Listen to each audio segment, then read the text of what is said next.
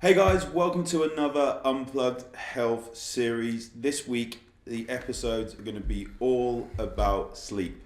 How we can optimize it, how we can make sure that we know why we're sleeping, how we can realize if we're in a good circadian rhythm, and we'll get into that, and different tips that me and Roger have not come up with necessarily ourselves, but we've tried different tips, different methods in order to optimize our sleep the best to become a healthier, better person necessarily.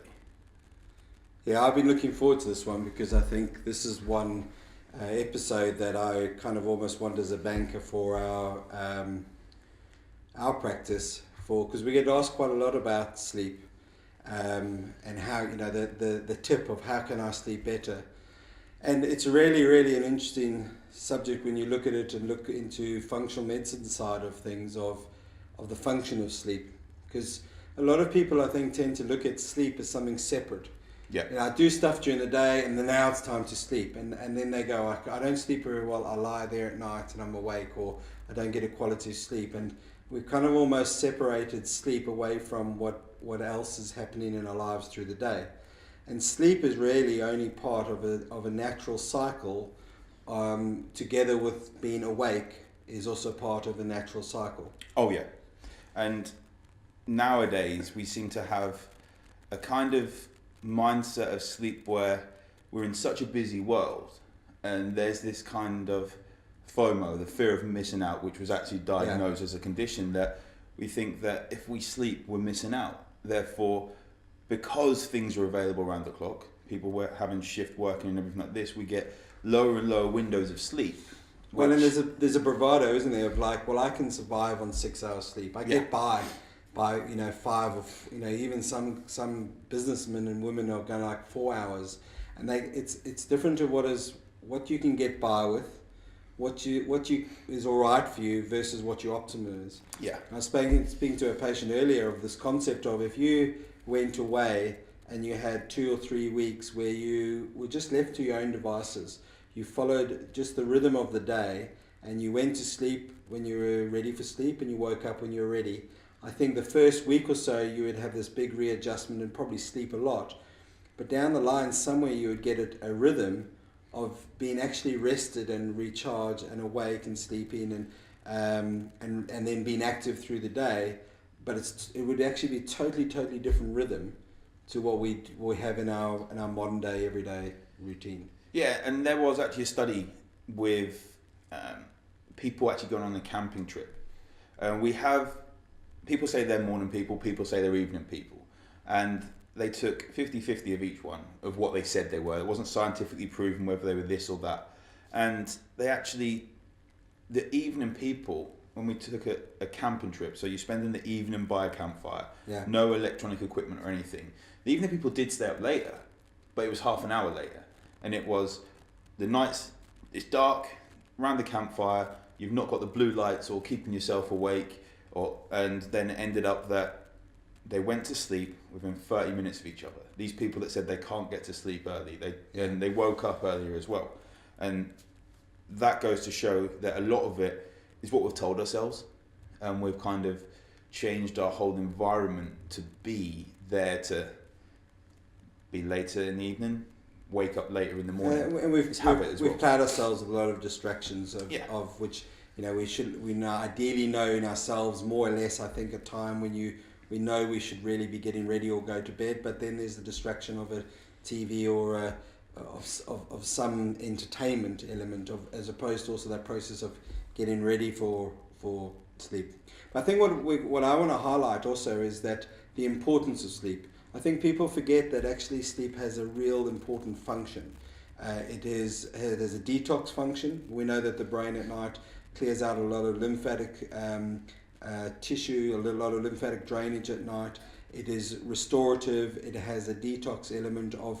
It's vital to get the good quality as well as quantity sleep to function during the day. And we really need to see that sleep is part of day function. We need to see it as part of a togetherness of sleep and day, rather than I just do whatever and then I suppose I'll get some sleep, or I get a second wind and I can get by with. You mentioned also before on a hormonal level, Massive. on stress levels and testosterone, particularly with guys, and hormonal levels are huge when you look at some of the disruptions relating to the circadian rhythm. Yeah. And also, if you look at that testosterone levels you mentioned for guys there, but women still need testosterone as well. And if guys have actually got higher levels of testosterone than women, and it's having that impact to a guy, then what impact is it having to a woman? Yeah. And by that as well, we mean, like I've spoken about in one of the other episodes, that if you over 30, your testosterone levels will reduce by about 1% every year. So in 10 years, in a decade, you've lost 10% of your testosterone. Now, if you sleep, studies are showing 6 hours or less for 2 weeks, you will end up dropping your testosterone potentially 10 to 15%. You can age yourself 10 to 15 years in just 2 weeks. And when you look at the potential of what testosterone does on other hormones and how you function, you can start seeing why you've got the smoking coals of other health issues down the line.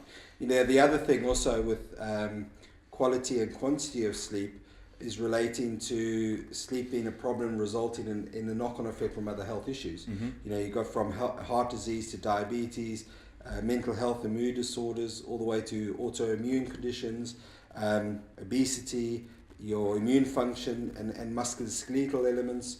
We see a lot of that as far as you know, the fibromyalgias, the stress levels, having a knock-on effect, but they're coming out in other health issues. So a lot of people aren't identifying that they've got other health issues relating to because of a poor sleep pattern. It's almost like, again, it's like the sleep is just something that we do. This is the important stuff during the day, and then we kind of get tired, so we have a bit of a sleep. And we manage stress throughout the day.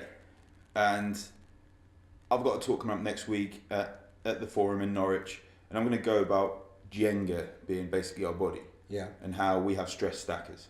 And with this is that we have different things, and I'm going to explain about in the morning in my house, the dog's barking at the postman is going to stress yourself, and it's going to be take one Jenga block out, put it on top. And then it might be that you wake up to a crazy alarm, one Jenga block up, put it on top. It might be that because the dogs are barking, you've then let your eggs burn because you've gone back, put it on top. And we have these different stress stackers throughout the day. And it all starts off we need to get that Jenga block nice and solid, the freeze on the rows. Now sleep essentially allows us to take that tall block and repurpose it in the middle, so it's all solid and straight. And it ends up, if we don't do that, it's one way of keeping those bricks stacked up if we don't sleep optimally. Well, it's a great analogy also, because then it's a case of this Jenga is now unstable. We have to work harder to balance Eventually it. Falls. But it works so hard to balance it. But now it's 12 o'clock at night and I better get some sleep. But I've still got to stack all this because I'm still juggling all this stress. And so it's no wonder then we wake up early in the morning and we're going, I wake up at 3 or 4 in the morning, and I'm still trying to, all these things are whizzing through my mind. Yeah. And that's the important thing why I stress is that the sleep is really part of a natural rhythm. If you look at cortisol levels being peaking in the morning and should ideally drop through the day, and then as cortisol drops and the light changes, we get dark, melatonin levels go up. These are natural rhythms which then also instruct other hormones, your serotonin, your dopamine levels. They should all be in sync, and actually you should be ready kind of going into sleep mode, just a natural process. And anyone's done jet lag or screwed up their circadian rhythms with melatonin levels and that knows what it's like for that to be out, and it's a fast track to messing up your mental health if you're not sleeping properly. And also you mentioned there with the jet lag side of things, a lot of people have this Monday morning feeling, and that's essentially the body is jet lagged, because Monday they'll wake up at their allotted time. It might be 6 a.m. on a Monday. They go and do their working day. They end up going to bed at 9:30, 10:30, whatever it is. Yeah. Then they wake up the next morning. They feel a little bit better because the body's getting a little bit used to it. They're into a routine, maybe preparing their food and getting good nutrition throughout. Wednesday they feel great because their body's pretty much used to getting up at 6 o'clock. And Thursday, even better. Friday comes, great. The weekend's hitting. What happens Friday night? They go for a drink with their friends and family or whatever it is, their workmates. Stay up a little later. We'll touch on alcohol in a minute and what that does with sleep. But then the next morning they may wake up at 8, 9 because they're going to have a lie-in because it's the weekend and they can. And then they end up doing whatever they do at the weekend, go out for lunch, and then they go and have their Chinese in the evening, watching Ant and Dec's Saturday Night Takeaway or something like that on there. Hopefully that'll get back, they're back there and winning awards. And in the evening, it's 11, 12, they go to bed, and then the next morning they wake up at 9, 10 o'clock. Yeah. Then it's, I had this lie-in, big fry up or something, and a big roast dinner, loads of food in there that they wouldn't normally eat during the week. And then they try and sleep at 10 o'clock on the Sunday night, and they're tossing and turning, can't get to sleep. And they're ending up pushing their body from, this is 9 or 6 till 9, 10 o'clock on the Friday. Yeah. That window goes up, and then they're trying to push it back down again. They're essentially jet lagged on a Monday morning, and that's where a lot of that Monday morning feeling comes from. I love that you mentioned also with the gut, because there's really some really interesting research and information coming out from gut health and the circadian rhythm. And what they've realized is that the bacteria in the gut actually move around in different times of the day. So there's a big question mark, is your daily rhythm, the circadian rhythm, do we determine and then the gut changes, the bacteria change, or is it actually the gut driving it? Because what they found is that the gut bacteria, not only obviously do they process food ideally at optimum times of the day when we normally be eating, but also it changes position and moves around in different stages of the day and night. So this has huge influences when you know that serotonin production is affected. We know that mood is affected by the gut and bacteria. When you then start seeing how with shift workers and people eating late at night, they are wanting their gut to now digest a meal at 3 o'clock in the morning, but the gut bacteria are in a totally different sync. Yep. And so you can see the potential of why, when you start understanding the function of the body in relation to day and night and hormonal levels, and then why the shift worker or the real traveler, the jet lag, and not even a jet lag, they're operating on a global time because they just Sydney here, this first class here, jetting around, of how down the line it can result in a massive health issue, but health also issue. Psychological issues as well. Yeah, I mean, I put it in the same bracket. I watched the other day a thing on was it Avicii, the guy, the DJ. Yeah. It was about, unfortunately, who in the music industry had been lost in 2018. And they showed him, and they showed some of his lifestyle, and he was DJing in Sydney, and in a 5-day slot, he was in Sydney, then Spain, then Rio de Janeiro, and he was absolutely exhausted. But he was then also propped up by the element of medications, alcohol, the lifestyle, being a teenager. His brain was just getting pumped up and down with dopamine and hormones and everything. And it just took its toll. And then so he had a huge amount of mental health issues, and then actually had to have an extended time off because his body was breaking down. He was losing weight, he wasn't sleeping well, and that. And it just highlighted the extent of what that kind of the extreme of that lifestyle of the trade-off of what it's massive there as well. Stress can make you lose weight, it can break your body down, but it can make you put on weight. Everyone reacts differently to it. Now with sleep, what are the stages of sleep that people should be looking for? Now, before we go into that, we've got things like Apple Watches, we've got the Samsung Watches, and they'll track their sleep. We can look at technology as to why it may not be the best thing to have them on in the next episode, but let's look at the stages of sleep that goes into the non-REM and then getting into the REM. Yeah, I mean, the stages of sleep, I don't think people need to get too technical with the stages, but knowing that there are stages. There's 5 different stages. You've basically got everyone knows about the rapid eye movement sleep, the deep sleep. That's when you dream, but you're actually going through in a 90-minute cycle these 5 stages, and it generally goes from light sleep to deep sleep and then light again. And so it explains why for some people they go, well, I get to sleep all right, but then early hours of the morning I'm lying there awake and I'm thinking about the emails and everything, because you've gone through that deep sleep and then you've come up into a light sleep, and now it's allowed the subconscious and the active brain to take over. So it's identifying that there is stages of sleep and that you will go through the night having different experience, that you will be slightly aware of your environment, but that's normal. That's where what's going on through the day is important to be dealt with, because you should want to really naturally should be then drifting back into a deeper, and the REM being the very kind of the regenerating. Yeah, it's your dream state. And that's why the eyes flicker and that. But there's also a couple of stages. So your 4 stages before of a light to deeper sleep and then REM sleep. So there is also a regenerative stage with more the deeper sleep. But to be technical, they also change the amounts of time through. So you have more deeper sleep later in the night. So you have a lighter sleep going in and then deep sleep. But there isn't a 90-minute cycle, so they do rotate 4 or 5 times. So it's identifying there's different routine, there's different rhythms, and so that you will have it go through an experience of deeper. They tend to say that when you're in your rapid eye movement, it's very hard to really wake someone up. It's such a deep sleep. So it's important to have that deep sleep. But there's usually 4 areas where it's usually a case of people aren't getting enough amount of sleep. They're not getting enough restorative sleep. And they're not getting the quality or the satisfaction. So they're waking up tired, or they're waking up too early. So they can't get to sleep, or they wake up too early. Then they're sleeping long, but they're not getting the restorative element of the sleep.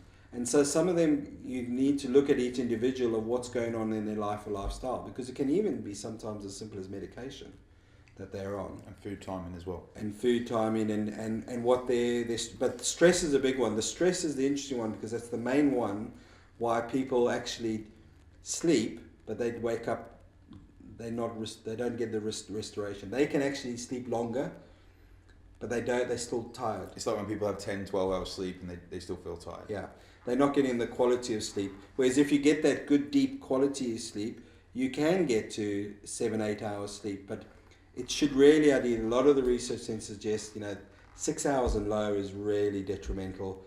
The 6 to 8, but 18 even for some people close to more 10. But when you're getting up to 12 hours sleep, 14 hours of sleep, you'd start questioning, why does someone need that amount of sleep? Are they really getting the quality of sleep? And you can check your sleep with things like the watches. I would say if you have got watches, or you've got an app on your phone like Sleep Cycle or something, that you make sure things are on airplane mode and don't do it every night. Yeah, I like those as far as initially doing them to understand your sleep cycle. I like also the idea, some of them, I played around like last year a bit with sleep of an alarm which comes on and wakes you around the time when you want to get up, but in a lighter sleep mode. So you're not trying to be woken up in that deep sleep where you, what's going on? It wakes you, so it might even wake you up half an hour early, but actually it made a big difference. I was kind of ready to be up.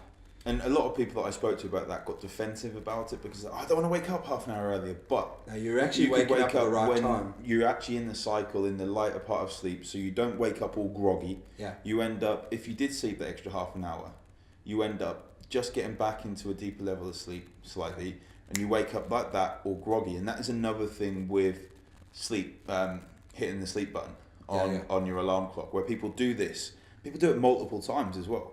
And it might be 10, 15 minutes. They're designed so you don't get out of that light stage of sleep. But some people will do it and they don't always take 10, 15 minutes to get into that sleep. They're getting quicker.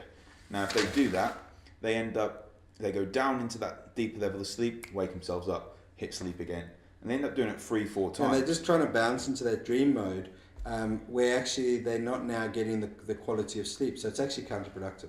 Very counterproductive. And they actually wake up groggier than if they didn't do it in the first place. If the natural light would wake us up, which is obviously difficult this time of year, but if the natural light woke us up, we would get a sense of waking up and lying in bed and then getting out of bed. We wouldn't get a sense of the alarm going off and going, oh, that's the time, I must now get out of bed.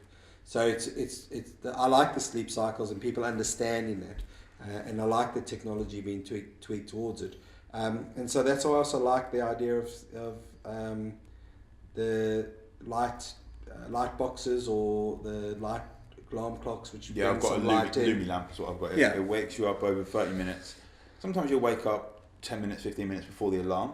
But it's a weird sensation that you can't really explain until you actually get one of these alarm clocks next to you. Yeah. That when you're dreaming, you can kind of, like, I close my eyes now and I can see red from the back of my eyelids. Yeah. And you can feel that. And it's kind of like the sun is rising. Yeah, you get a sense of awaking into the day. And that's it's a massive thing in the winter time as well, because we have these darker mornings that it can help people with SAD as well. So seasonal affectional disorder, massively to have them.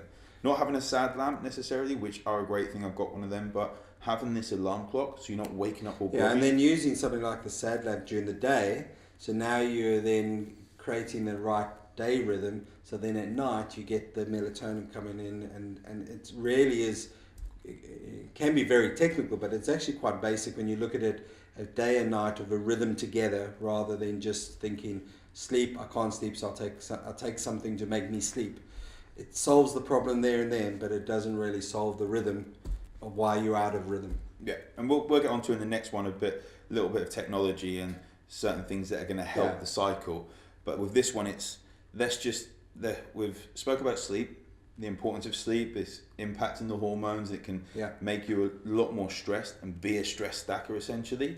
And also with the circadian rhythm, how our body is naturally designed to function with the actual daylight, with the earth, where sunlight comes up and it goes down. And yes, we can't do that in winter at the time because we would never get anything done. So we're slightly out of sync already. But it's identifying that there is a rhythm. It's identifying and that we actually and working trying against to stick to it. So we have some consistency there, and I think that's the big thing to take out of this episode. Yeah, and then we look forward to next week. We'll go through hopefully some tips or some things that we can use to try and improve our quality of sleep, and therefore our quality of production through being productive during the day. Definitely. That's what it's all about. Cool. Excellent. Thank you guys for joining us this week, and we shall see you next week. Have a good one. See you then.